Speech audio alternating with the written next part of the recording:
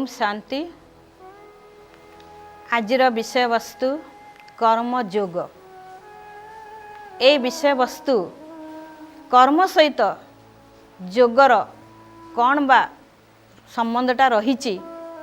ए विषय कहया पूर्वर योग को तो आपण माने समस्ते किछि किछि अंगे निभाउथिबे,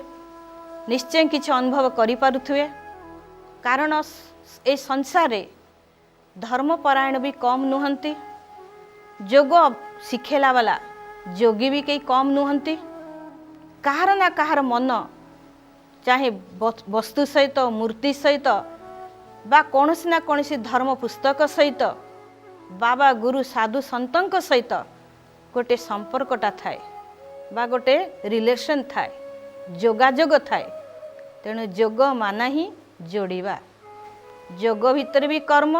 कर्म भितर मते योग। जो भलिया गोटे सर्कस रे आपण देखुथिबे केते जे बैलेंस रखिकरी गोटे सामान्य गोटे दौड़ी उपरे जड़े चली पारुची, बैलेंस रखिकरी गोटे साइकिल चलाई पारुची, विभिन्न कला देखई पारुची। ए भलिया गाँ मानकर देखिए स्त्री लोक माने मुंड उपरे 4-5टी माठिया को रखी कौन करते कर्म रे आगे जाती। तो से मध्य गोटे कर्म माने मो कहया उद्देश्य कर्म योग माना कर्म रे संतुलन बा बैलेंस। किंतु निष्काम योगी बा कर्म योगी माने या नुहे सब प्रकार कामना बा सब प्रकार इच्छा को छाड़ी गेरुआ वस्त्र पिंधि जंगल को चली जिबा, पारिवारिक जीवन रो सब प्रकार मोह माया को काटिकी चली जावा ता नुहे।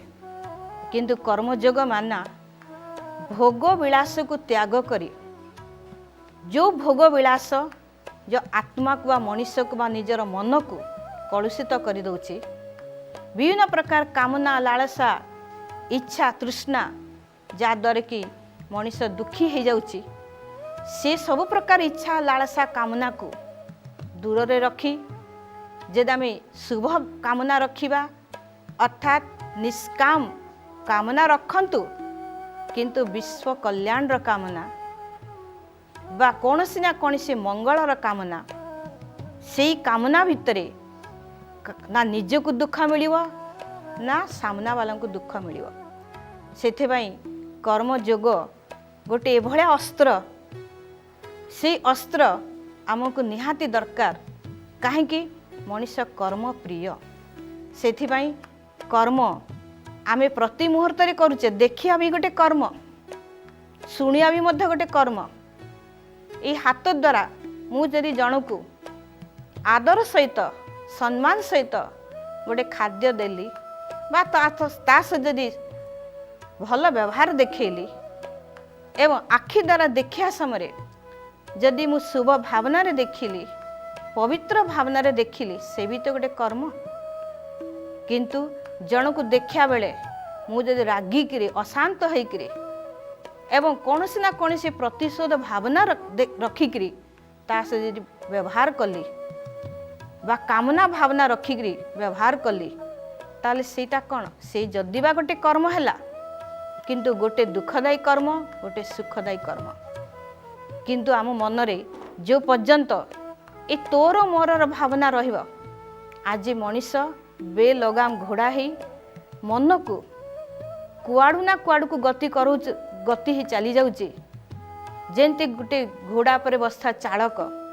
जदि लगाम को जदि ता हाथ रे आयतर न रखिला तो से बसी थिवा लोकर अवस्था कौन हबो। कर्मयोगी से सदा बेले निष्काम भावना रे जो कर्म करे, निष्काम भावना कामना थिबो, किंतु भावनाटा विश्व बंधुत्व कहतु बा सद्भावना। जे कर्मयोगी व्यक्ति से खाइबा समय आसक्ति मनरे से खाऊनी, से खाऊची जदि भगवान कर प्रसाद भाविक कि आमे केवल चुपचाप ही बसी जाई राम नाम नहीं जिबा कि हरे राम हरे कृष्ण कहीदेवा, ताहले आमर मंत्रटा आमर जो स्तुतिटा भगवान पाखरे पहुँची जीव कि से संतुष्ट हो जिवे। ତା नुहे से कहते कर्म कर किंतु भोगीवादी न ही राजयोगी अर्थात योगी होकर कर्म कर। योगी माना अटेंशन, ध्यान माना अटेंशन, जगिवा अर्थात निज को ध्यान देवा। मो कर्म इंद्रिय माध्यम रे कहा प्रति कौन सी दुखदायी कर्म होनी तो आमे संसार को तले आसीचे आमे कर्म योगी हेबा माने या नुहे कि आमे सब प्रकार त्यागी हेकरी आमे वैराग्य भावना रखी का सहित मिसिबानी कहार भल मंद कथा न बुझीबा किंबा शुष्क सन्यासी हेकरी गोटे निरल जगार निरल स्थान रे एकांत हो जावा एटा प्रकृत कर्मयोग नुहे। गीतार जो महावाक्य कि हे अर्जुन कर्म करी जा किंतु कर्म प्रति कौन रखनी आशा रखनी से भला आमे समस्ते से परम पूज्य परमात्मा संतान जो माने कर्मयोगी होकर संसार जाइचंती जहाँ आम जोगेश्वरी कहूचे से श्रीकृष्ण कहतु बा भगवान राम कहतु जहाँ आम जोग द्वारा से माने जन्म नहीं बोले आम कहूचे जोग शक्ति रे से माने जन्म लाभ कले से जोग शक्ति अर्थात जो जन्म हैला परे संसार को जो आसीचंती तो से माने कौन कर्म करना कि आम जो देवादेवी को देखुचे से मानकर कौन परिवार नथिला के से माने भी तो गोटे पारिवारिक जीवन रे रहिले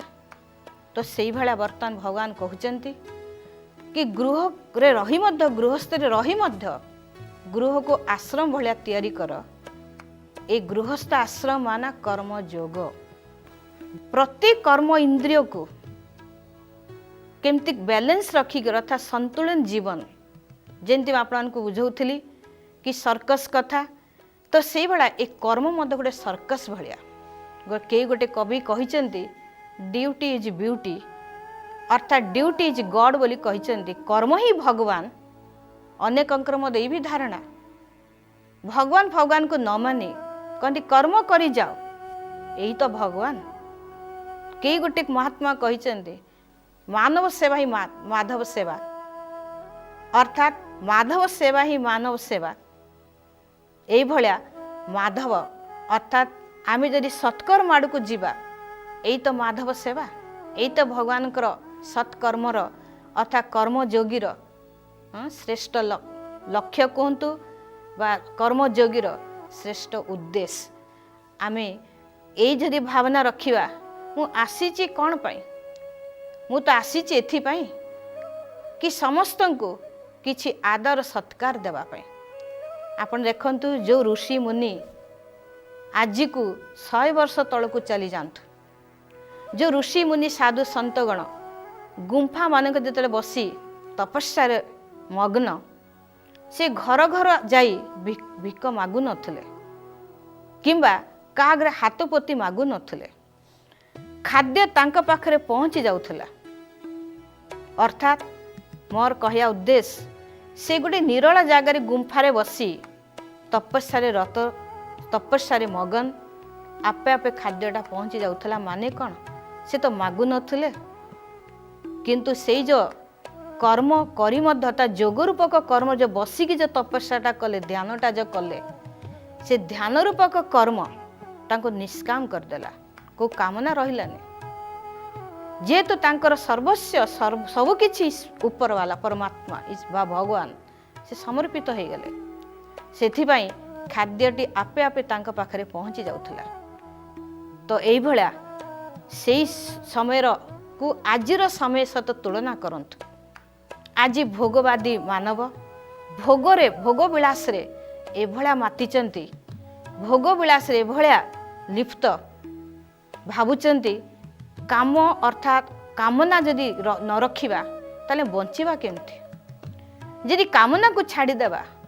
बा काम विकार को जदि छाड़ीदेवा ताहले संसार चलिबो केमती। तेणु भगवान परमात्मा कहउचंती रख कामना किंतु को कामना जहाँ को कहा जायछि विश्व बंधुत्वर कामना अर्थात बेहेद्र माना जहाँ को कहा अनलिमिटेड कामना अर्थात असीम कामना जो कामनाटा सीमा भितर नुहे मु एकुटिया आसीचे एकुटिया जीवी ये तो समस्तंकर भावना किंतु आमे जब बांधी ही जाऊचे गोटे छोटिया बुढ़ी आनी जिते से तार लाड़ को बाहर करी से तार गोटे छोटिया बसा करी से बंधन रे बांधी ही जाऊचे किंतु ता पाखरे एति विद्या अच्छी ज्ञान अच्छी से जो जाल तैयारी कला बसाटी तैयारी कला किछि समय परे से ताकू से खाई पकाए माने से जाल को जो तैयारी कला पुणी पर मुहूर्त रे से बंधन भितरु मुक्त हो जाए किंतु आज मनीष कर्म करुछे सिना किंतु बंधन भितर एमिति बांधी ही जाउचे कारण एई जो निष्काम भावना नाही किछि ना किछि कामना चाहे निज पाई हो कि अन्य पाई हो ता माने नुहे आपण कर्म कौन प्रकार कामना न रखी शुष्क हो जिवे ता भी नुहे किंतु एई जो कामना मु कहली जोटा कि आमे कहूचे शुद्ध कामना जेतिक आमको आवश्यक खाइबाटा सेतिकी खांतु जेतिक आवश्यक निजर रोजगार सेतिकी रोजगार करंतु जेतिकी धन उपार्जन करी 5 जनकर बा अनेकंकर सेवा अर्थ रे लगा सेवा ता भी करंतु किंतु से सब प्रकार कर्म करी मध्य कौनसी प्रकार जदि आपणकर लोभ लालसा न रहिला कौन प्रकार यदि कामना न रहिला ताहले सेटा ही तो बहुत बड़ तपस्या कहतु बा त्याग कहतु एवं भगवान कर मध्य गोटे अवदान कहतु तेणु आमको से यही अवदान विश्व बंधुत्वर अवदान वर्तमान स्वयं नियंता परमात्मा से आमको कहते कि तमें कर्मेन्द्रिय मान ये कर्मेन्द्रिय गुड़िक मिली ए शरीर रूपक मंदिर ए समस्त कर्मेन्द्रिय गुड़िक किए सेवक ए सेवक को आदर सहित सेवारे लगाओ जेमती गोटे मंदिर भितर गोटे पूजारी जदि से मंदिर को संभालुची किंतु निमित्त होइकरे से मंदिर को संभालला समय से भाबू नहीं कि मंदिरटा मोर तो से भला जे कर्मयोगी से सदा बेले मोर रूपक मोह को दूरे दिए सदा बेले भावे मु तोर तू मोर हे ईश्वर मु ही तोर तू भी मोर यही भावना कर्मयोगीर मूल मंत्र यही मंत्र को आमे सदा बेले मन भितर धारण करिबा काहेकि जानिचे खाली हाथ रे आसीचे खाली हाथ रे जीवा कौन बा नेकरी जीवा से होची श्रेष्ठ कर्म रूपक संपत्ति कर्मयोगी से सदा बेले प्रति मुहूर्त रे तार प्रत्येक कर्म उपरे एभलिया ध्यान दिए कहीं कर्म फल एभलिया कि आमे जो कर्म करुचे जार जो कर्म किए काहापाई कर्म को नहीं पारिबे नहीं चाहे भल करंतु कि मंद करंतु जैसी करनी वैसी भरणी अर्थात आमे जो भलिया कर्म करुचे तार फल प्रत्यक्ष रूप रे ए जीवन हो कि आर जन्म को हो भोगिया को बाध्य अनेकंकर धारणा कि जोग किंबा कर्मयोगी बा जोग अभ्यास करिवा ए बयस रे कौन बा दरकार बुढ़ा बुढ़ी हला परे कि समय आसिला परे वृद्ध अवस्था हला परे अभ्यास करिवा ए जो भावना कहीं आसुची समस्तंक पई ए शुभ वार्ता कि कर्म जोग मान या नुहे पाठ पढ़िया बंद करदेवा कि क्या सहित मिला मिसवा बा क्या सहित कथबार्ता हवा कि क्या सहित व्यवहार करिया ये सब बंद करदा ता नुहे समस्त सहित समदृष्टि भावना रखी समस्तंक सहित स्नेह श्रद्धा सहानुभूतिर भावना रखी आमे जदि कर्म करिबा किंतु एई जो भावनाटा जहाँ को आमे कहूचे आसक्तिर भावनाटा ताकू आमे दूर रे रखिबा आसक्ति माना ये जो आसूची आसक्ति अर्थात आत्मिक स्थिति जगह जेन आम दैहिक स्थिति आसीगला आ माना आत्मा किंतु आत्मा जगह जब देह बोली भावी नेलु तो देह न भावी मु आत्मा ये मध्य गोटे आत्मा जे कि मो सामने तेणु कर्मयोगी से सदा बेले एक लगन एक निष्ठा जेमिति एकलव्य से कौन सी गुरु न करी मध्य से धनुर विद्या को शिखी पारथिले को माध्यम रे से माध्यम ही हला से तांकर लगन थिला तांकर इच्छा थिला एवं तांकर परिश्रम थिला से भला आमे समस्ते ध्रुव कहतु प्रहलाद कहतु बा एकलव्य कहतु से भी तो गोटे छोटिया छोटिया बालक तो से भलिया वर्तमान परम पूज्य परमात्मा बा ईश्वर भगवान आमको समय सूचना दौरान कर्मयोगी माना समय प्रति मध्य आमको टिके ध्यान देवा दरकार कहीं समय जदि बीतीजीव पुणी द्वितीय थर से फेर नहीं अर्थात समय को मध्य आम केमती संचय करवा समय को मध्य आम केमती आयतर रखा ये कर्मयोगी विशेष रूप से ध्यान देवाई पड़ो कारण कर्मयोग माना आम जो निश्वासटा नौचे ये निश्वास भी तो गोटे कर्म एवं प्रश्वास को छाड़ुचे निश्वास नेबा छाड़िबा ये भी तो गोटे कर्म किंतु कहि पारिबे कि को निश्वासटा अंतिम हब शेष निश्वास हब सेथिपाई भर्तन विश्व नियंता परमात्मा यही आह्वान करचंती कि सदाले भाव आमे अतिथि होकर आसीचे अतिथि होकर आसीचे जीवा भी अतिथि होकर सेथिपाई बर्तमान विश्व कल्याणकारी आम प्रति यही कल्याण भावना रखुचंती सदाले भाविनिय कि आमे यही मुहूर्त रे बा आजी मध्य जदि अंतिम निश्वास जदि मोर शेष हो बार काल जदि आसी पहुँची जीव मु धर्मराज पाखरे हसी हसी तांको आगरे मु हसी हसी मध्य तांको आगरे मु मोर कर्मर रूपरेखा देखी पारिबी कि मु जीवन रे कौन से भला पाप कर्म कुकर्म करी नाही जो मु धर्मराज बा भगवान के पाखरे मध्य नतमस्तक होकर मुंड को नुआया पड़ो ये होची कर्मयोगीर विशेष माने विशेष लक्ष्य ये लक्ष्य को नहीं आमे समस्ते आगेबा जा द्वारा संसार विश्वर यथाशीघ्र परिवर्तन आड़क गति करिवो। ओम शांति।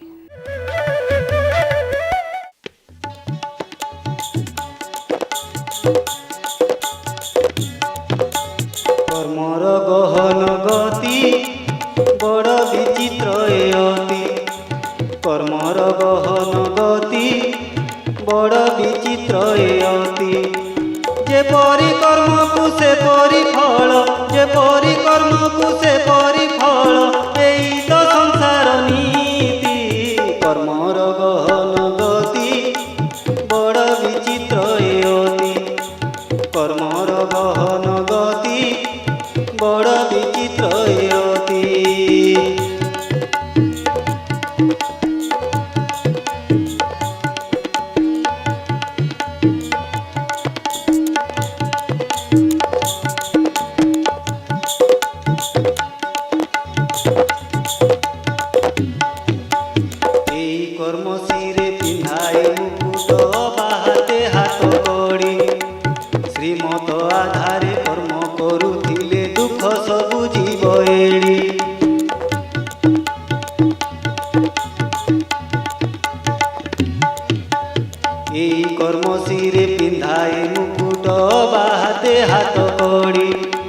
श्रीमत आधारे कर्म करुथिले दुख सबु जीव एड़ी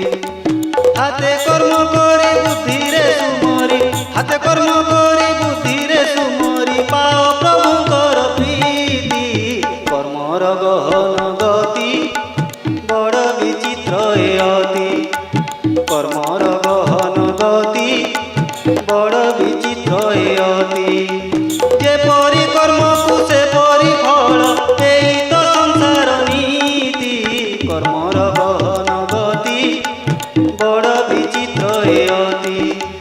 কর্মর গহন গতি বড় বিচিত্র এ অতি কর্মর গহন গতি বড় বিচিত্র এ গতি। ମଣ୍ଡଳ କାରାଗାର ସମ୍ବଲପୁରର ଅନ୍ତେବାସୀ ରାଜଯୋଗୀ ଭାଇମାନଙ୍କର ଦୈନନ୍ଦିନ ଯୋଗାଭ୍ୟାସ, ନିୟମିତ ଜ୍ଞାନ ମୁରଲୀ କ୍ଲାସ୍ ଓ ସକାରାତ୍ମକ ପରିବର୍ତ୍ତନର ଛାପ ବେଶ୍ ସୁସ୍ପଷ୍ଟ। ବନ୍ଦୀ ଗୃହରେ ରହି ମଧ୍ୟ ଏମାନେ ବେଫିକର ବାଦଶାହ। ମନରେ ଭରପୁର ଆନନ୍ଦ, ସମସ୍ତଙ୍କ ପାଇଁ ସଦ୍ଭାବନା। ଅନ୍ୟ ବନ୍ଦୀ ଭାଇମାନେ ମଧ୍ୟ ଏହି କାର୍ଯ୍ୟକ୍ରମରେ ବେଶ୍ ପ୍ରଭାବିତ। ଏ ସମ୍ପର୍କରେ ଜେଲ୍ ପରିବେଶ ଉପରେ ରାଜଯୋଗ ଶିକ୍ଷା ପ୍ରଭାବରେ କିପରି ଏକ ଶାନ୍ତିର ବାତାବରଣ ସୃଷ୍ଟି ହୋଇଛି ତା ସମ୍ପର୍କରେ ଜେଲ୍ ଉନ୍ନୟନ ଅଧିକାରୀ କୁହନ୍ତି, ପ୍ରତିଦିନ ଆସି ଆମର ବନ୍ଦୀମାନଙ୍କୁ 35 ଜଣ ବନ୍ଦୀମାନଙ୍କୁ ସେମାନେ ସଦ୍ଗୁଣ ସଦ୍ଭାବନା ଶିକ୍ଷା ଦେଉଛନ୍ତି। ଯାହାଫଳରେ ବହୁତ ବନ୍ଦୀ ମୁଁ ଦେଖୁଛି ବହୁତ ବନ୍ଦୀମାନଙ୍କର ପରିବର୍ତ୍ତନ ହୋଇଛି। ସେମାନେ ମାଦକ ଦ୍ରବ୍ୟ ଖାଉନାହାନ୍ତି, ଆମିଷ ବି ଖାଉନାହାନ୍ତି। ଆମେ ଯାହା ଅନୁଭବ କରୁଛୁ ସେମାନେ ବହୁତ ବଡ଼ ପରିବର୍ତ୍ତନ ହେଲାଣି ଏବଂ ଧର୍ମ କାମ କରିବାକୁ ସେମାନଙ୍କର ମନ ଆଗ୍ରହ ଦିନକୁ ଦିନ ବଢ଼ୁଛି। ଆଉ ପୂର୍ବ କର୍ମ ଆଉ ପୂର୍ବ ଯାହା କରିଥିଲେ ଯେଉଁ ରାଗ ହିଂସା କ୍ରୋଧ ମୋହମାୟା ସେମାନଙ୍କୁ ଗ୍ରାସ କରିଥିଲା ସେମାନେ ଆସ୍ତେ ଆସ୍ତେ ସେମାନଙ୍କ ଠାରୁ ଦୂର ହେଲାଣି ବୋଲିକରି ମୁଁ ଆତ୍ମବିଶ୍ୱାସ କରୁଛି। ଜେଲ୍ରେ ଶିକ୍ଷା ଦୀକ୍ଷା ଦେବା ଲାଗି ନିଯୁକ୍ତ ଶିକ୍ଷକ ଯିଏକି ବନ୍ଦୀଶାଳା ପରିଚାଳିତ ଏହି ରାଜଯୋଗ କ୍ଲାସ୍ର ଜଣେ ପ୍ରତ୍ୟକ୍ଷ ନିରୀକ୍ଷକ ସେ ନିଜର ମତବ୍ୟକ୍ତ କରି କୁହନ୍ତି, ଈଶ୍ୱରୀୟ ବିଶ୍ୱବିଦ୍ୟାଳୟ ଦ୍ୱାରା ଏଇ ଯେଉଁ ଯୋଗ ଶିକ୍ଷା କରାଯାଉଛି ଏହାଦ୍ୱାରା ବହୁତ ଅନ୍ତେବାସୀଙ୍କ ଉପରେ ଭଲ ପ୍ରଭାବ ପଡ଼ିଛି ଏବଂ ସେମାନେ ଠିକ୍ ହିସାବରେ ତାଙ୍କ ଚାଲିଚଳନରୁ ଆମେ ଯାହା ଲକ୍ଷ୍ୟ କରୁଛୁ ତାଙ୍କର ବହୁତ ପରିବର୍ତ୍ତନ ପରିଲକ୍ଷିତ ହେଉଛି। ଯୋଗ କର୍ମସୁ କୁଶଳମ୍। ଏହି ବନ୍ଦୀ ଭାଇମାନେ ନିଜ ନିଜ ହସ୍ତକର୍ମରୁ ସୁନ୍ଦର ସ୍ୱାକ୍ଷର ଛାଡ଼ି ଦେଇ ଯାଇଛନ୍ତି ମହମବତୀ, ଚାଦର, ବେଡସିଟ୍ ଓ ଦରି ଇତ୍ୟାଦି ତିଆରି କରି। ମୁଁ ଅର୍ଜୁନ ରଞ୍ଜନ ପଣ୍ଡା, ଜନ୍ମ 28/8/1936, 70 ବର୍ଷ ହୋଇଗଲା। 1900 ଜଣେ ସାମ୍ବାଦିକ ମୁଁ 1978 ମସିହାରେ ପ୍ରଜାପିତା ବ୍ରହ୍ମାକୁମାରୀ ଈଶ୍ୱରୀୟ ବିଶ୍ୱବିଦ୍ୟାଳୟର ଶାଖା ସମ୍ବଲପୁରକୁ ଆସିଲା। ମୁଁ ଦେଖିଲି ଯେ ଏହି ଅନୁଷ୍ଠାନରେ ସ୍ୱଚ୍ଛତା ରହିଛି, ସ୍ପଷ୍ଟତା ରହିଛି, ସତ୍ୟ ରହିଛି, ଶାନ୍ତି ରହିଛି, ଆନନ୍ଦ ରହିଛି, ସବୁ କିଛି ରହିଛି। ମଣିଷ ପାଇଁ ଯାହା ଭଲ ଜିନିଷ ଦରକାର ସବୁ ରହିଛି। ତ ଆପେ ଆପେ ମୁଁ ଏ ସଂସ୍ଥା ଆଡ଼କୁ ଆକର୍ଷିତ ହେଲି। ମୁଁ କହିଲି ସଂସ୍ଥା ଭାରି ଭଲ ଲାଗେ। ଯାଇଥିଲି ଆମର ମାଉଣ୍ଟ ଆବୁକୁ, ସେ ଗୋଟେ ସ୍ୱର୍ଗଭୂମି, ସ୍ୱର୍ଗୀୟ ଆନନ୍ଦ ପାଇଲି ମୁଁ ସବୁଥିରେ। ମୋର ଜୀବନର ମୁଁ ଜୋର ଦେଇ କହୁଛି ପୁଣି ଯେ ଏଇ ସଂସ୍ଥା ଦ୍ୱାରା ବହୁତ ବହୁତ ବହୁତ ଶାନ୍ତି ପାଇଛି। ମୁଁ ଜଣେ ସୁଖୀ ହେଇପାରିଛି।